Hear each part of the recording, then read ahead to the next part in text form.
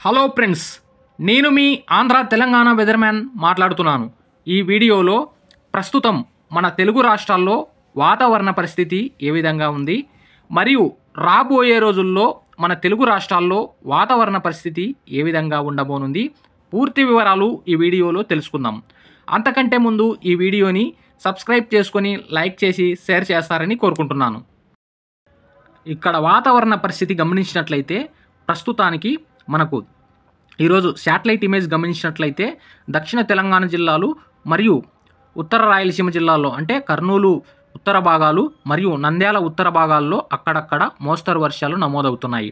మరియు దక్షిణ తెలంగాణ జిల్లాల్లో మనకు మహబూబ్ నగర్ కానీ గద్వాల్ నారాయణపేట జిల్లాలో అక్కడక్కడ మోస్తరు వర్షాలు, కొన్ని చోట్ల 1-2 చోట్ల భారీ వర్షాలు నమోదవుతున్నాయి. ఈ వర్షాలు మనకు అంటే వచ్చే 24 గంటల తర్వాత మనకు మధ్య కోస్తాంధ్ర జిల్లాల్లో వర్షాలు పుంజుకునే అవకాశాలు కనిపిస్తున్నాయి. ఎందుకంటే మనకు ఈ ఉపరితల ద్రోణి బలపడే క్రమంలో అంటే మనకు అక్టోబర్ 1వ తేదీ నాటికి ఒక బంగాళాఖాతంలో ఒక అల్పపీడనం ఏర్పడే అవకాశాలు కనిపిస్తున్నాయి.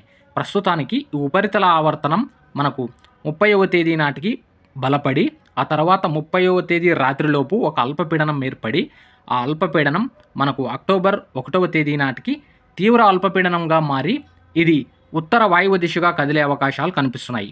ముఖ్యంగా మనకు ఈ అల్పపీడన ప్రభావంతో మధ్య కోస్తాంధ్ర జిల్లాలు, ఉత్తర కోస్తాంధ్ర జిల్లాలు, తూర్పు తెలంగాణ జిల్లాల్లో అంటే తూర్పు తెలంగాణ జిల్లాల్లో పెద్దగా ప్రభావం లేకపోయినా కానీ ఓన్లీ మనకు తూర్పు తెలంగాణ అంటే మనకు కోస్తాంధ్రకి ఆనుకొనున్న ప్రాంతాల్లో తెలంగాణ జిల్లాల్లో మనకు ఉరుములు మెరుపులతో కూడిన వర్షాలు నమోదయ్యే అవకాశాలు కనిపిస్తుంది.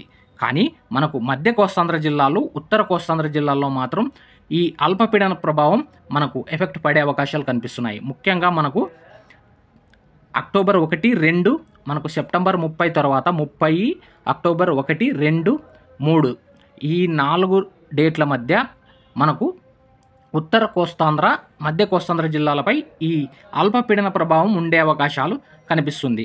మరియు దక్షిణ కోస్తాంధ్ర జిల్లాల్లో తక్కువ వర్షాలు నమోదయ్యే అవకాశాలు కనిపిస్తుంది.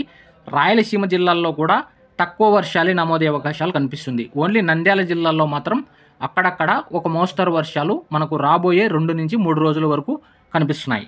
కానీ మనకు తెలంగాణ జిల్లాల్లో కానీ తూర్పు తెలంగాణ జిల్లాల్లో కూడా మనకు రాబోయే 3 రోజుల వరకు మనకు సెప్టెంబర్ 30, 1, 2 ఈ డేట్ల మధ్య తూర్పు తెలంగాణ జిల్లాల్లో కూడా అక్కడక్కడ మోస్తరు వర్షాలు నమోదయ్యే అవకాశాలు కనిపిస్తున్నాయి. కానీ ముఖ్యంగా మనకు ఈ అల్పపీడన ప్రభావం వైజాగ్, శ్రీకాకుళంపై ఎఫెక్ట్ పడే అవకాశాలు, విజయనగరం, శ్రీకాకుళం, వైజాగ్ ఈ ప్రాంతాలపై మంచి ఎఫెక్ట్ పడే అవకాశాలు కనిపిస్తుంది.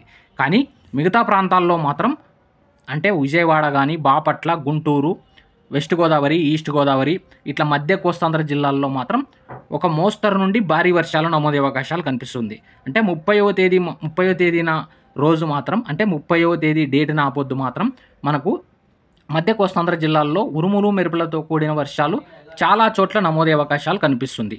కానీ మనకు ఉత్తర కోస్తాంధ్ర జిల్లాల్లో మాత్రం ఈ అల్పపీడన ప్రభావం మనకు భారీ ఎఫెక్ట్ పడే అవకాశాలు కనిపిస్తున్నాయి.